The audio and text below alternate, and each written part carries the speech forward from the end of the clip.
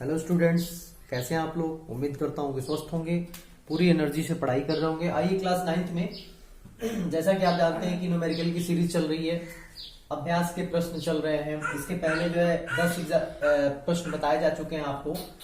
आज जो है 11वें से स्टार्ट करेंगे।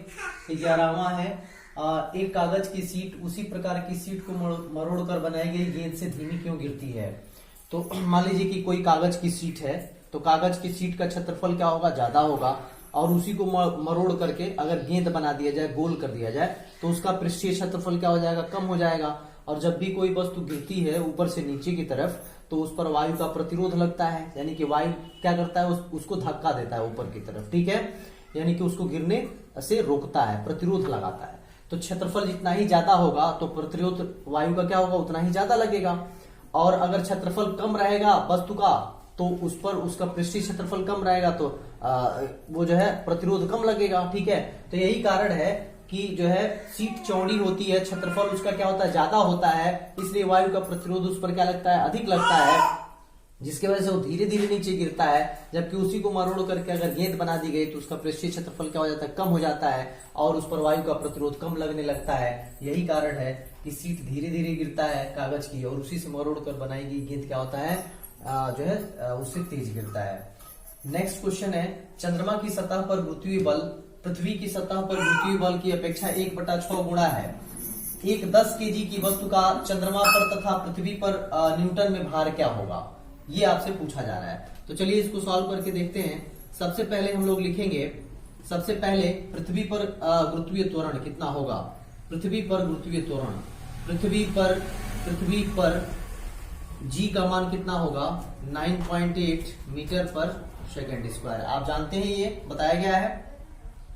यहां पर जो है भार आपका दिया हुआ है, यानी कि m is equal to 10 KG दिया हुआ है, यानी कि द्रव्यमान दिया हुआ है, द्रव्यमान दिया हुआ है 10 केजी। बताया गया था आप लोगों को कि द्रव्यमान चाहे वो पृथ्वी पर हो चाहे वो चंद्रमा पर हो बराबर होता है। द्रव्यमान में कोई परिवर्तन नहीं होता, चाहे वो पृथ्वी हो चाहे वो चंद्रमा हो। किसमें चेंजिंग आती है, तो भार में चेंजिंग आती है, ठीक है। तो अब चलिए जो है द्रव्यमान दोनों पर क्या होगा, बराबर होगा। तो आपसे पूछा जा रहा है कि चंद्रमा पर भार और पृथ्वी पर भार बता दीजिए। तो बताया गया था कि भार बराबर होता है द्रव्यमान गुणे त्वरण, ठीक है। तो पृथ्वी पर निकाल लेते हैं, पृथ्वी पर भार मान लेते हैं क्या है, W1 है, तो W1 इज इक्वल टू क्या होगा, mg, और m का मान है 10 और गुणा g का मान है 9.8, तो कितना हो जाएगा, 98 न्यूटन हो जाएगा। तो यानी कि पृथ्वी पर भार होगा वस्तु का जो है 10 केजी द्रव्यमान के वस्तु का भार पृथ्वी पर 98 न्यूटन होगा, ठीक है। अब चलिए जो है चंद्रमा पर देख लेते हैं। तो चंद्रमा पर जो गुरुत्वीय त्वरण होता है पृथ्वी का 1/6 गुणा होता है, बताया गया था। तो चंद्रमा पर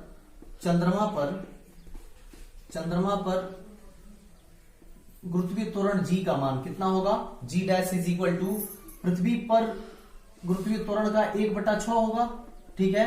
तो अब देखिए g का मान कितना होता है, 9.8 पृथ्वी पर इंटू 1/6। तो ये चीजें जो है आपको रखनी है। अब चंद्रमा पर भार निकाल दीजिए। अब चंद्रमा पर भार मान लेते हैं क्या, W2 is equal to m, उतना ही होगा, और गुरुत्वीय त्वरण क्या होगा, g डैश होगा, ठीक है। तो अब जो है W2 is equal to m का मान है 10 और g डैश का मान ये आया हुआ है 9.8 इंटू 1/6, ठीक है। चलिए कैलकुलेट कर देते हैं इसको। ये जो है अगर W2 इज इक्वल टू निकाला जाए तो ये देखिए 2 से डिवाइड करिए, 2 3 जा 6 और 2 5 जा 10, ठीक है। अब देखिए 5 बटे 40 और 5 9 45 और 4 49/3, ठीक है। 5 बटे 40 0, 5 9 45 और 4 49/3। तो W2 इज इक्वल टू आ गया, आप जो है भाग दे दीजिए, दशमलव में आ जाएगा, 3 1 3 यानी कि 3 एकम 3 और 3 छक्के 18, 3 3 का 9, लगभग जो है इतना न्यूटन आएगा। तो यानी कि जो है चंद्रमा पर भार 10 केजी द्रव्यमान की वस्तु का कितना होगा, 16.3 न्यूटन होगा। अब आइए नेक्स्ट देखते हैं क्वेश्चन नंबर 13। एक गेंद ऊर्ध्वाधर दिशा में ऊपर की ओर 49 मीटर प्रति सेकंड के वेग से फेंकी जाती है। परिकलन कीजिए अधिकतम ऊंचाई जहां तक गेंद पहुंचती है, और कह रहा है पृथ्वी की सतह पर वापस लौटने में लिया गया समय क्या लगेगा। तो एक गेंद को नीचे से ऊपर की तरफ फेंका जा रहा है, ठीक है। तो किस वेग से फेंका जा रहा है, 49 मीटर प्रति सेकंड। तो ये क्या हो गया आपका u, प्रारंभिक वेग हो गया 49 मीटर पर सेकंड, ठीक है। अब जो है आपसे पूछा जा रहा है कि अधिकतम ऊंचाई बता दीजिए, यानी कि h का मान पूछा जा रहा है, यानी कि नीचे से आप ऊपर जब फेंक रहे हैं तो कितनी ऊंचाई तक जाएगा, वह ऊंचाई आपसे पूछा जा रहा है। और फिर दूसरे में पूछा जा रहा है कि वापस तो लौट के आएगी ना, तो वापस कितने समय में लौट के पृथ्वी पर आ जाएगी, ठीक है। तो यानी कि आपसे क्या पूछा जा रहा है, समय भी पूछा जा रहा है, ठीक है। तो यानी कि समय किसमें पूछा जा रहा है, आपसे दूसरे में पूछा जा रहा है। दूसरे में आपसे समय पूछा जा रहा है और पहले में आपसे क्या पूछा जा रहा है, h का मान पूछा जा रहा है, ठीक है। तो अब चलिए शुरुआत करते हैं जो है पहले का, ठीक है। अधिकतम ऊंचाई निकाल के देखते हैं। तो यहाँ देखिए जब गेंद को नीचे से ऊपर की तरफ फेंकेंगे तो लास्ट में जाकर के अंतिम ऊंचाई पर जाकर के क्या होगा, रुक जाएगा और फिर वापस नीचे गिरने लगेगा। तो कल्पना करके देखिए वो क्षणिक होता है कि कोई भी वस्तु जब नीचे से ऊपर की तरफ जाती है तो एक ऊंचाई पर जाकर के फिर वापस लौटती है। तो जहां से वापस लौटती है वहां क्षण भर के लिए क्या हो जाती है, रुक जाती है, फिर वापस लौटती है। तो अंतिम वेग क्या हो जाएगा, 0 हो जाएगा। तो v बराबर क्या हो गया, 0, और u बराबर हो गया आपका 49 मीटर पर सेकेंड, ठीक है। और उसके बाद से जो है अब आपसे जो है पूछा जा रहा है h का मान, आप बता दीजिए h का मान क्या होगा, ठीक है। तो आप देखिए गति का तृतीय समीकरण लगा दीजिए, गति के तृतीय समीकरण से, गति के तृतीय समीकरण से, तृतीय समीकरण क्या है भाई, v स्क्वायर बराबर u स्क्वायर प्लस 2gh, ठीक है। यहां पर चूंकि ऊंचाई की बात हो रही है, जो है वस्तु नीचे से ऊपर की तरफ जा रहा है, तो यहाँ पे a नहीं बल्कि क्या लिखेंगे, g लिखेंगे। वो भी किस में होगा, तो वो भी ये माइनस में होगा। क्यों होगा, क्योंकि वस्तु नीचे से ऊपर की तरफ जा रही है। बताया गया था आप लोगों से कि वस्तु जब नीचे से ऊपर की तरफ गति करती है तो g किस में होता है, माइनस में होता है, और जब ऊपर से नीचे आती है तो प्लस में होता है। तो अभी इसी में मान रख देते हैं 0 इसके जगह पे, तो 0 का स्क्वायर हो जाएगा, और u है 49 आपका, तो 49 का स्क्वायर और माइनस हो जाएगा ये, ठीक है, 2, और g का मान होता है 9.8, ठीक है, और इंटू h का मान क्या करना है, निकालना है, ठीक है। तो अब चलिए 0 बराबर 49 का वर्ग कर देंगे, ठीक है। तो 49 का अगर हम लोग वर्ग करें तो 49 का वर्ग आपका आएगा, यानी कि 49 का वर्ग अगर हम लोग करेंगे तो 99 81 और 9 चौको 36 और 8 44, 36 और 8 44, 4 9 36, 3 4 चौको 16 3 19, 16 3 19, ठीक है। 1 6 4 10, 9 4 13 14, 1 1 2, ठीक है। तो ये हो गया आपका 2401 माइनस, अब इसका मल्टीप्लाई कर दीजिए तो हो जाएगा आपका या ऐसे ही रहने दीजिए, थोड़ा सा जो है कैलकुलेशन में आसानी होगी। ये ऐसे हो गया आपका, या और भी आसान करने के लिए इसका मल्टीप्लाई मत करिए, ठीक है। इसका मल्टीप्लाई नहीं करेंगे तो भी हो सकता है, ये ऐसे ही रहने दीजिए 49 का वर्ग, ठीक है। आसान कर देते हैं आपका कैलकुलेशन, ठीक है। मल्टीप्लाई कर देंगे तो भी आ जाएगा। अब इसको इधर ट्रांसफर कर दीजिए तो माइनस क्या होगा, 49 का वर्ग बराबर माइनस 2 गुणा 9.8 इंटू h, ठीक है। अब आइए जो है therefore h is equal to क्या हो जाएगा, माइनस 49 गुणा क्या हो जाएगा 49। अब देखिए माइनस दोनों तरफ से खत्म कर दीजिए, ठीक है। और 49 गुणे 49 बटा इसका इससे डिवाइड करेंगे तो 2 इंटू 9 पॉइंट क्या हो जाएगा 8, ठीक है। तो h इज इक्वल टू, अब देखिए ये जो है अगर 10 से हम मल्टीप्लाई कर दें तो ये हो जाएगा आपका 49 गुणे ये 490 बटा 2 गुणा 98, ठीक है। अब देखिए ये दो बार में कट जाएगा, ठीक है। अरे 2 9 18, 2 चौको 8 1 9, ठीक है।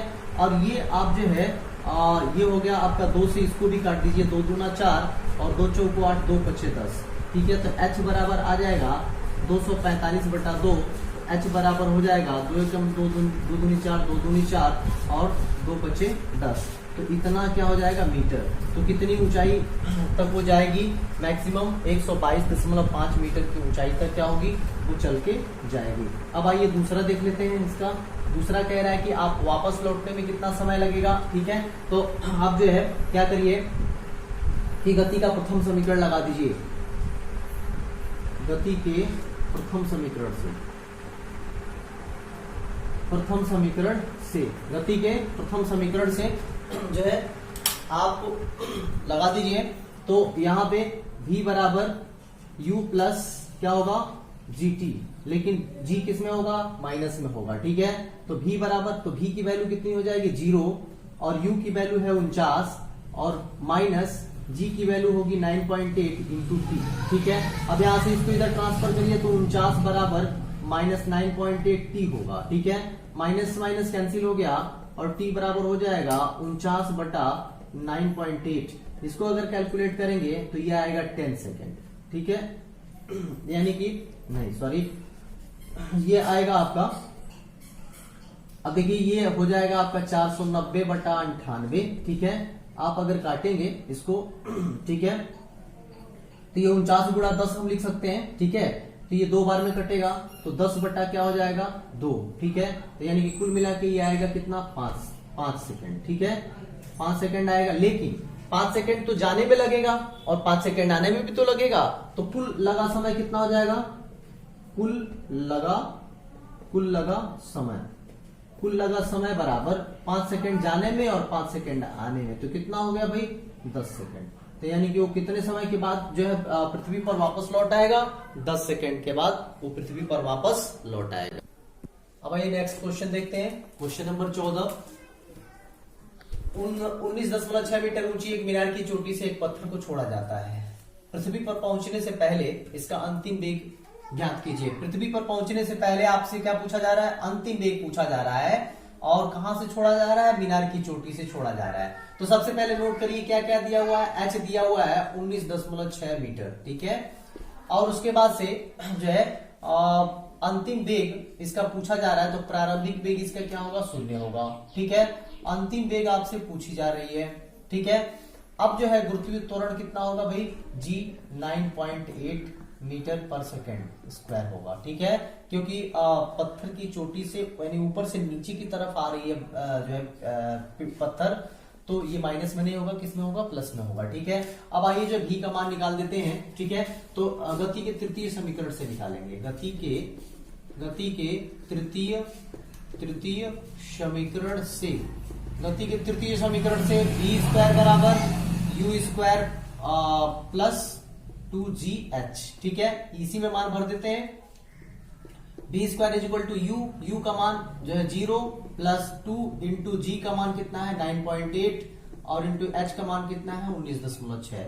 तो v स्क्वायर बराबर ये अगर आप मल्टीप्लाई कर देते हैं, ठीक है, सबका, तो देखिए कितना होगा, 2 9 18, 2 8 16, ठीक है, और 2 9 18 1 19, 19.6 गुणा 19.6, तो यानी कि v स्क्वायर बराबर देखिए 19.6 का आप वर्ग करेंगे, अरे या तो मल्टीप्लाई कर लीजिए दोनों का, इधर भी स्क्वायर है तो इसका रूट लेंगे, इसका 19.6 का, बस ये मैथमेटिकल कैलकुलेशन है। तो v बराबर क्या हो जाएगा 19.6 मीटर पर सेकेंड। तो वेग उसका कितना हो जाएगा भाई, अंतिम वेग उसका जब पृथ्वी पर पहुंचने वाला होगा तो अंतिम वेग 19.6 मीटर पर सेकेंड होगा। अब आइए नेक्स्ट देख लेते हैं। कोई पत्थर ऊर्ध्वाधर दिशा में ऊपर की ओर 40 मीटर पर सेकंड के प्रारंभिक वेग से छोड़ी जाती है। तो पहले नोट करते चलिए, 40 मीटर पर सेकंड क्या हो गया, u का मान हो गया प्रारंभिक वेग। ठीक है, फेंका गया, ऊर्ध्वाधर ऊपर की ओर फेंका जा रहा है, तो जब भी ऊपर की ओर फेंका जाता है तो अंतिम वेग क्या हो जाता है भाई, 0 हो जाता है। ठीक है,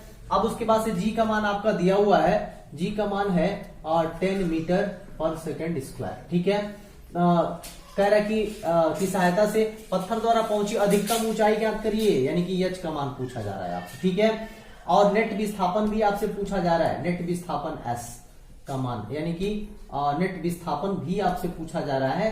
तो चलिए नेट विस्थापन बाद में लिखेंगे। ठीक है, और पत्थर द्वारा चली गई कुल दूरी भी आपसे पूछी जा रही है। तो आइए जो है स्टार्ट करते हैं इसको, और जो है सबसे पहले यहाँ पे u है, v है और g है, h का मान निकालना है। तो गति का तृतीय समीकरण लगा देंगे, गति के तृतीय समीकरण से, तृतीय समीकरण से, गति के तृतीय समीकरण से। अब ये समीकरण डिसाइड कैसे करते हैं, जो हमारे पास ये वैल्यू अवेलेबल होती है उसी के हिसाब से हम गति का समीकरण भी लेते हैं। तो अब देखिए v स्क्वायर बराबर u स्क्वायर और माइनस क्या होगा भाई, ऊर्ध्वाधर ऊपर की दिशा में जा रही है तो यहाँ क्या हो जाएगा माइनस 2gh, ठीक है, क्योंकि g माइनस में होगा तो ये माइनस में हो जाएगा, ठीक है। तो अब v का मान कितना है भाई 0 और u का मान कितना है 40, तो इसका वर्ग कर दीजिए -2 और g का मान कितना है 9.8 और इंटू नहीं सॉरी 10 दिया हुआ है ये, तो आप क्या रखेंगे 10 ही रखेंगे, अगर दिया है तब 10 रखेंगे, नहीं दिया है तो 9.8 रखेंगे, इंटू h हो गया। अब ये 40 का वर्ग करेंगे तो 1600 होगा, इधर आएगा तो माइनस के साथ हो जाएगा, बराबर यहाँ पे जो हो जाएगा 20h होगा। Therefore h is equal to क्या हो जाएगा -1600 बटा क्या हो जाएगा -20 होगा। 0 से 0 कट गया, माइनस से माइनस कट गया, 2 8 16, यानी कि h का मान हो गया कितना 80 मीटर। तो यानी कि कितनी ऊंचाई तक हो जाएगा 80 मीटर की अधिकतम ऊंचाई तक वो जाएगा। अब आपसे पूछा जा रहा है आगे कि विस्थापन, नेट विस्थापन बता दीजिए। तो भैया आपने पत्थर का टुकड़ा ऊपर फेंका और फिर जो है नीचे गिरेगा पत्थर का टुकड़ा, तो जितनी ऊंचाई तक गया उतनी ऊंचाई तक तय करके फिर वहीं पे आ गया, तो नेट विस्थापन कितना हो जाएगा 0 हो जाएगा। तो नेट विस्थापन बराबर क्या हो गया 0। क्यों 0? जहां से पत्थर का टुकड़ा चला था वहीं पर आके रुक गया, तो नेट विस्थापन 0 हो गया। अब अधिकतम जो है कुल दूरी चली गई दूरी, तो लिख लीजिए कुल तय दूरी कितनी होगी भाई, देखिए ऊर्ध्वाधर ऊपर की ओर 80 मीटर जा रहा है तो 80 मीटर आएगा भी, तो यानी कि 80 और प्लस क्या 80, तो कितना हो जाएगा 160 मीटर। तो यानी कि उसका जो है उसके द्वारा तय की गई कुल दूरी कितनी हो जाएगी 160 मीटर। तो मुझे उम्मीद है कि ये पूरा वीडियो आप लोगों को समझ में आया होगा, वीडियो को अंत तक जरूर देखिए। जो है आज हम लोग जो है 15 न्यूमेरिकल कंप्लीट कर चुके हैं, कुछ और बचा है जो अगले सीरीज में खत्म कर देंगे, ठीक है। आज के लिए बस इतना ही, ढेर सारी शुभकामनाएं, धन्यवाद।